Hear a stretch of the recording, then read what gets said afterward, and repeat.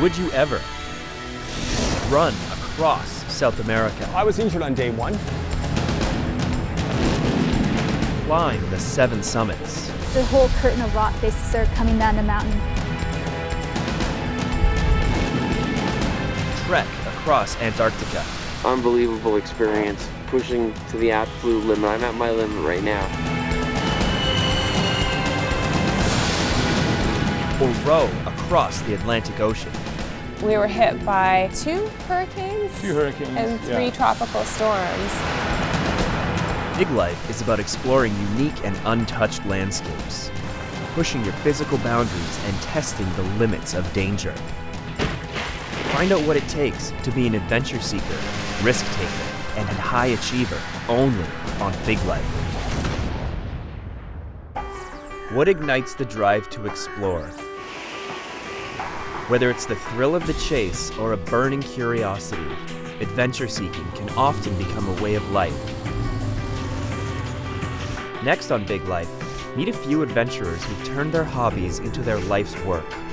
From chasing Mother Nature to exploring off the beaten track, these trailblazers are facing their fears while having the time of their lives.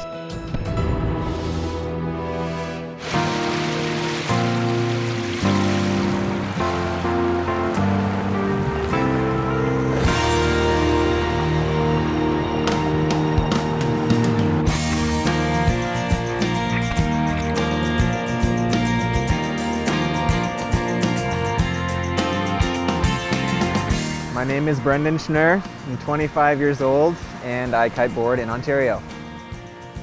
I started kiteboarding back in 2007. I went on a trip to Dominican Republic with my sister and we took some lessons. And as soon as I got back, I bought my first setup and have been hooked ever since.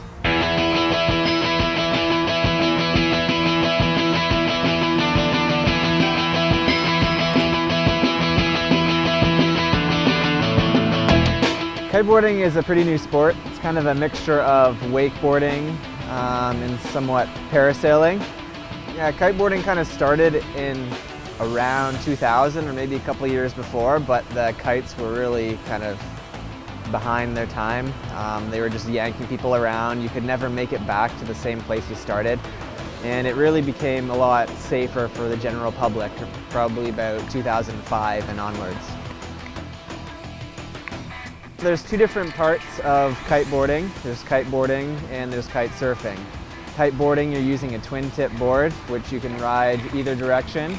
It's strapped to your feet and you can jump up in the air up to 30, 40 feet and do big tricks, grabs, spins, flips, everything like that. Kite surfing is the same sort of thing, same kite, you're just on a surfboard instead. And instead of looking for flat water, you're looking for big waves that you can get on and tow yourself into and surf with.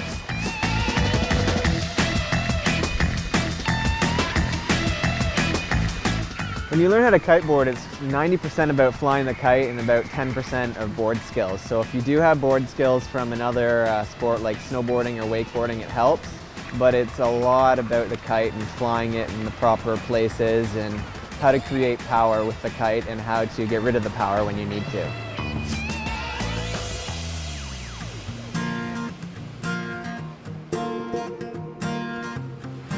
There's a lot of things that you always have to consider when you're kiteboarding.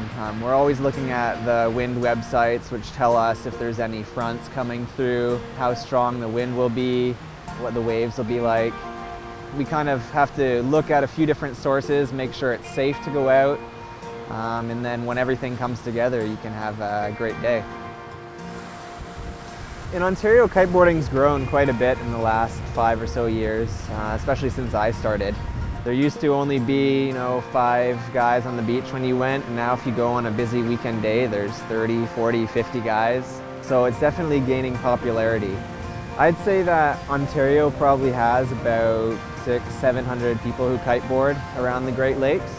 And the great thing about Ontario is that we have all these Great Lakes, so there's usually always somewhere to go that's windy.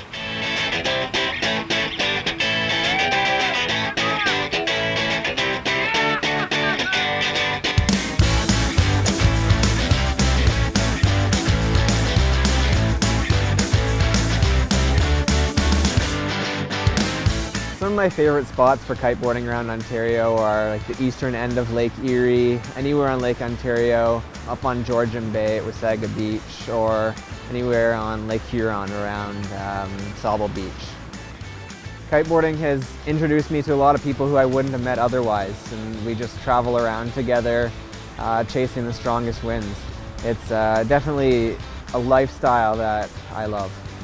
Yeah, we've had a couple close call stories kiteboarding when we see some black clouds coming for us and push it as much as we can, try to stay on the water and keep riding, and then all of a sudden the storm hits and you just need to land the kite within a few seconds or else you're going to be pulled away. So we've had some close calls that way, but most of the time it's just fun coming out to the beach on warm days, lots of wind. Kiteboarding's taken me to a lot of different cool places. I've been to Brazil, Dominican Republic, Cuba, Peru, North Carolina, British Columbia, New Brunswick. So it's taken me a lot of places that I wouldn't have gone otherwise. I'd say my favorite location so far was Peru. In Peru there's huge waves and tons of wind, and the waves are just perfect.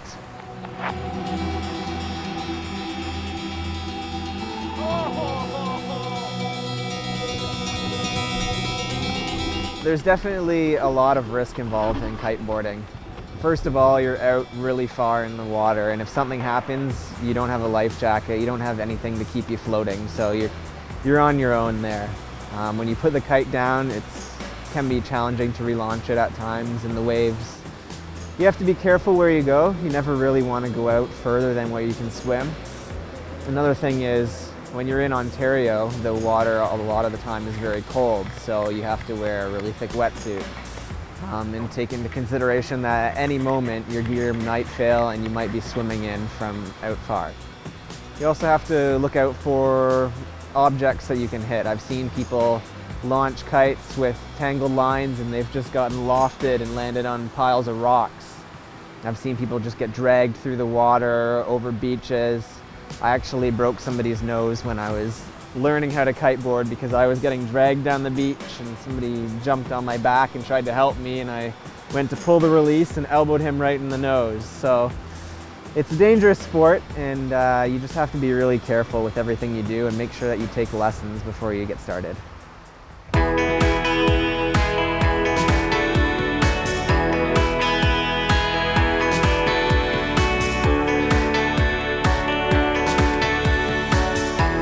The thing I love about kiteboarding is you get to explore all these crazy destinations. It's taken me all over Ontario, and it's taken me all over the world as well. And that's something that I definitely wouldn't have done if I wasn't into this sport.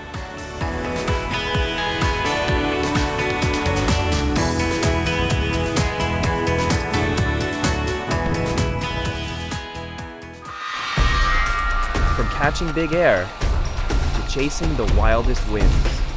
Next on Big Life, a Stormchaser whose passion leads him right into the eye of the storm.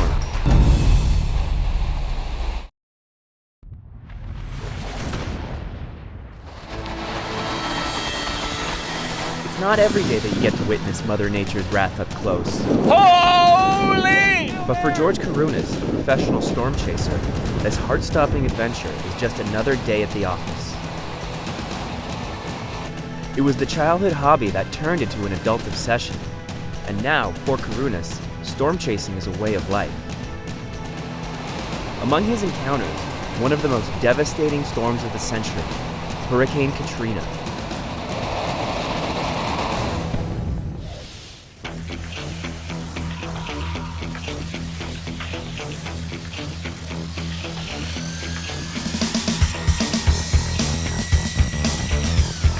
I'm George Kourounis. I'm a professional storm chaser, adventurer, and I explore the Earth's most extreme places. I don't think it'll be long before this whole track of road is completely underwater. Ever since I was a kid, I always had an interest in science and nature, and then as I got older, it sort of developed further into an interest in travel, photography, adventure, exploration. And being a storm chaser has allowed me to combine all those things that I love into basically one amazing career. The number one goal when I'm chasing a storm or climbing a volcano is to not die. I want to keep doing this for many, many years, so I try to do a dangerous thing in as safe a manner as possible, as crazy as that sounds. Here we go! I do these things because I love nature. I'm not an adrenaline junkie. I don't jump off of cliffs. I don't throw myself out of airplanes every weekend, but I do like to see Mother Nature up close and personal when she's at her most extreme. It's not the adrenaline that gets me, it's the spectacle of nature.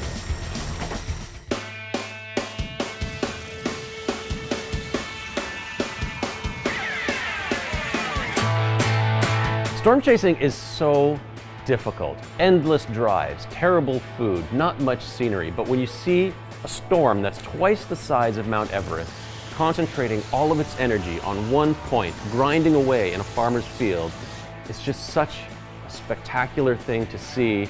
It's awe-inspiring. The region of the central United States that encompasses Texas, Kansas, Oklahoma, Nebraska, and some of the Dakotas, it's Tornado Alley. That's where most of the tornadoes in the world occur. Up to 800 to 1,000 tornadoes touch down in the central US every year. Most of the time you don't hear about them because they don't hit any towns. Most of them touch down in farmers' fields. But if there's one touching down, usually I'm not too far away. A typical day of storm chasing starts with the morning forecast. We have to try and figure out where the tornadoes are going to be, if there's going to be any, sometimes hours or even days in advance. So we have to be very studied in meteorology. So we'll pull up maps, figure out the computer models, and try and decide where we have to go that day. Then we'll continue driving in that direction. Throughout the day, we'll modify our forecast, try and narrow that position down from millions of square kilometers down to a point that might be a mile wide. Once we get into position, usually the storms fire up about 5 or 6 in the afternoon. That's the witching hour. That's when we know the storms are either going to fire or not. And if they do, it's time to put the pedal to the metal and get up close. This is really close! Oh man! Just this past tornado season, we had this amazing encounter in South Dakota. A large tornado touched down out in an open field, just the way we like it, not affecting anyone, maybe scaring a few prairie dogs. And we watched this thing for almost an hour as it got larger, changed shape, morphed into all these different sizes. This tornado approached this small farmhouse and crossed the road just behind this farmhouse. There was this oblivious driver that was coming the other way and just missed getting creamed by this tornado. I was trying to alert him, had no idea what was going on. Either he was completely oblivious or had to change his pants shortly after.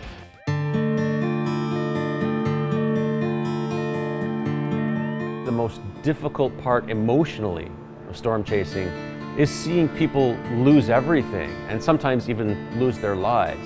When we're chasing a storm, if it hits a town and there's someone who needs help, that's it. We call off the chase and lend help immediately.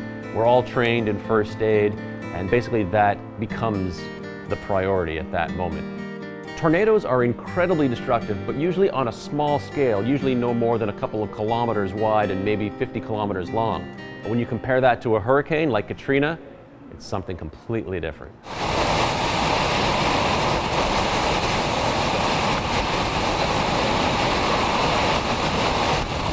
Katrina was the most devastating, destructive, and frightening storm that I've ever experienced. I drove from Toronto a day and a half straight down to the Mississippi Gulf Coast. I chose not to go to New Orleans because I knew that the weak side of the storm was going to hit New Orleans and the strong side was going to hit Mississippi.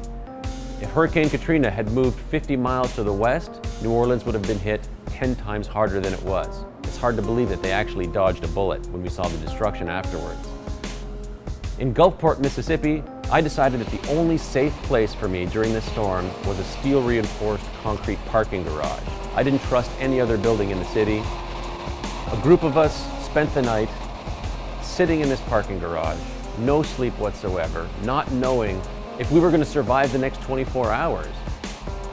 And when dawn broke the next day, the hurricane started to come ashore. And it's a gradual process. The wind started to pick up, and then the rain picked up, and it got heavier and stronger. A few hours later, it was howling like I had never seen. And all around me, I knew that people were struggling for their lives. and it was a horrible feeling. There were pieces of metal flying around like helicopter blades. Every little piece of glass or stone felt like a bullet hitting me in the face. At times, I couldn't even stand up. I literally had to crawl across the parking garage floor to get from point A to point B. If I would have stood up, I would have been gone like a kite. After the storm passed, I was finally able to see the extent of the destruction, and I couldn't believe what I had seen. Cars, boats, buoys from the harbor strewn in the street. That just gives you an idea of how strong the wind and especially the waves were. Hurricane Katrina is something that I will never, ever forget.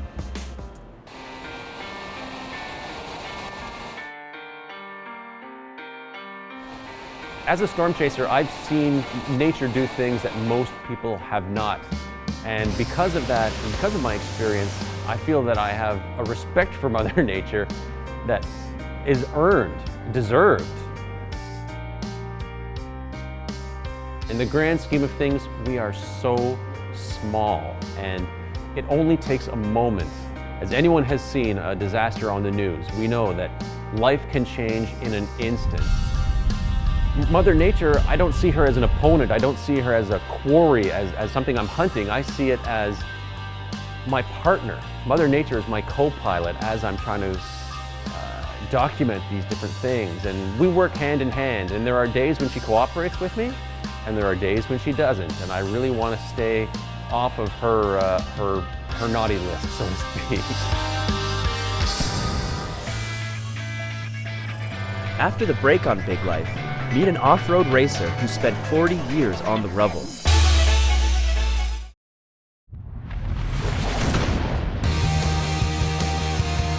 As a young child, Lawrence Hacking was drawn to motorsports and racing. His need for adventure evolved into an off-road racing career spanning over 40 years. His biggest challenge? Africa's treacherous terrain and the fierce competition of one of the most dangerous races on Earth, the Dakar Rally. That race is a fight to the finish. My name is Lawrence Hacking, and I am a rabid motorsports enthusiast.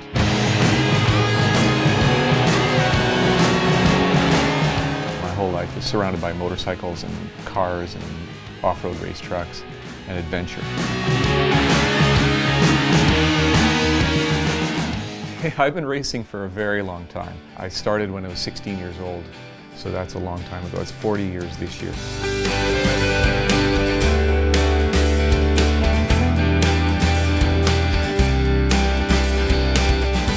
Off-road is not structured, and a certain type of person is attracted to that type of situation, kind of a sense of affronting the elements and taking on the challenge head-on and accepting responsibilities for your own action. The very first rally I did was actually the granddaddy of all rallies, the Dakar in 2001.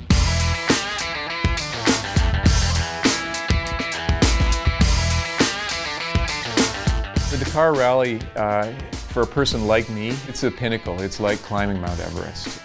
I was fortunate enough to be the first Canadian to finish the Dakar Rally. The race itself was 21 days. It has a rest day in between, and the first 3 or 4 days were in Europe, so you spent a lot of time on paved roads. But the real action began on the 4th day in Morocco, and from there on it's camping in a tent and riding up to 500, 600 kilometers a day off-road.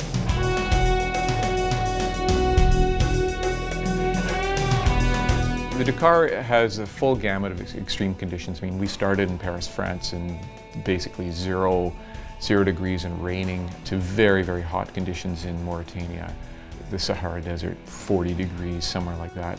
And everything in between, sandstorms and long distances, and of course falls, and dealing with none of the modern amenities that we enjoy here in Canada. I actually went back in 2010 to South America in an off-road race truck. No Canadian has it finished on 4 wheels.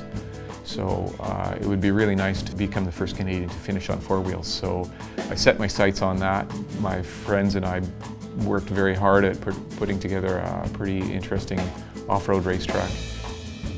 My off-road race truck is based on a Mason Motorsports Pro Runner. It's a tube chassis, purpose-built off-road truck. I mean, it's my own design as far as how it's equipped. The truck has a VW turbo diesel engine and a Toyota transmission. It has a Chevy Colorado body on it, and it's equipped according to the FIA rulebook as far as being prepared for rally goes. We put it together, and fingers crossed we'll have good luck with it.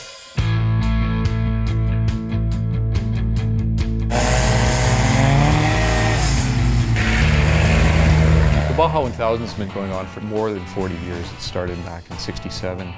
And it takes place in Baja, Mexico, which is a really interesting spot. Not only does it lend itself very nicely to that type of race, which is a start-finish non-stop race. It's usually 1,000 miles. And for the desert racing community in southwestern states, it's the pinnacle for them. I've been down to Baja quite a few times. It's more of a team effort. We have up to 24 people supporting it. Because it's non-stop, you have to go from pit stop to pit stop, and you always have to have a crew there. So being a crew member is almost as challenging as being a driver or co-driver. Baja is really the Wild West. Just exciting parts of flying through the desert at 85 miles an hour, hitting huge bumps, flying through the air, sand and dirt and dust coming through the windshield.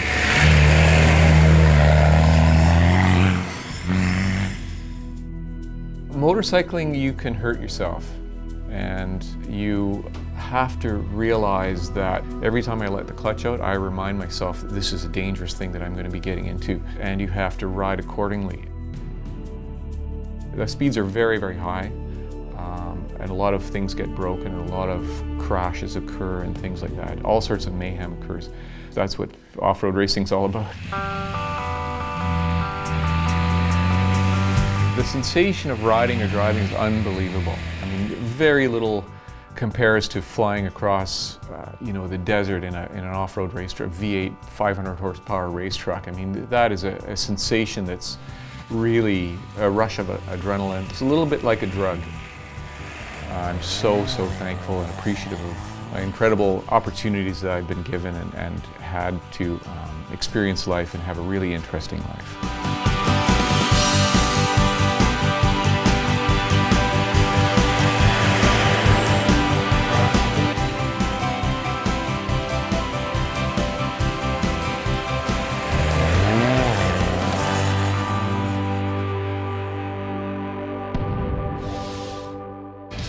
After the break on Big Life, meet a young man from the streets of Jamaica whose passion for animals helped him create one of his country's first winter dog sledding teams.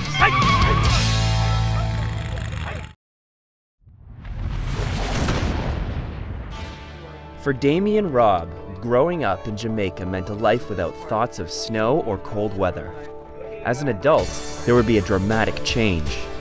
Not only would Robb experience a Canadian winter, he would do so as a musher for one of Jamaica's first dog sledding teams.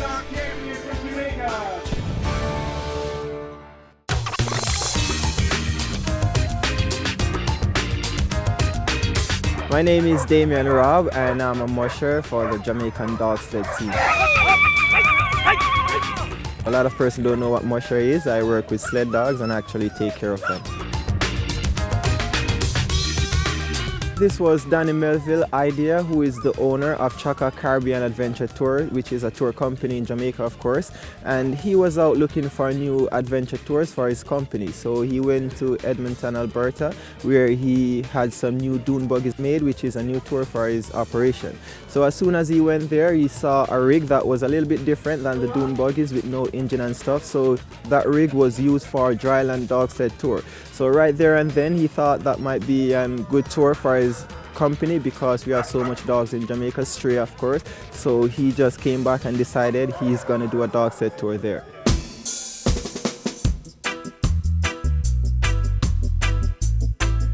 I've been doing this 4 years now.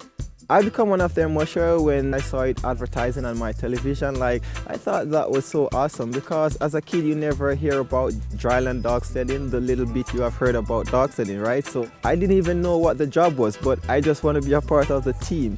When we first started out, like, we didn't have no experience like what to do other than take care of the dogs. So this is why we get to come abroad to train and compete, learn other stuff from mushers, so we could take that back home to apply to our team in Jamaica.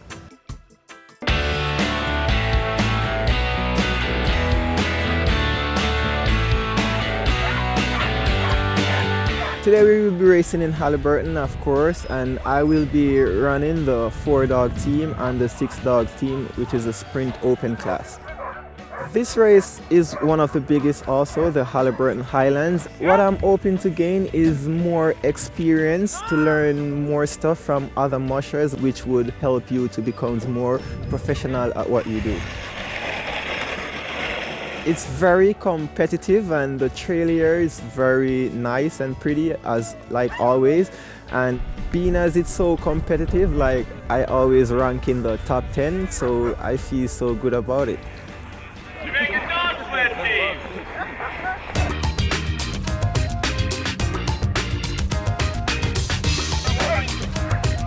The dogs are actually different, like you'd use the purebred Siberian Huskies for the long distance races and the sprint races, like you use the Alaskan Huskies. They go much more faster, like 20 miles per hour, and like for the long distance races you just want to go like 10 miles per hour because you have so much distance to cover and stuff.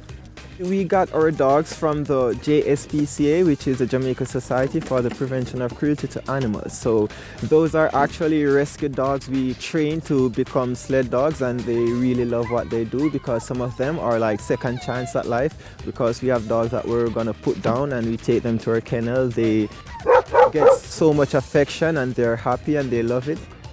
Well, my favorite thing about being a musher is actually take care of the dogs and actually see the dogs happy and they love what they're doing.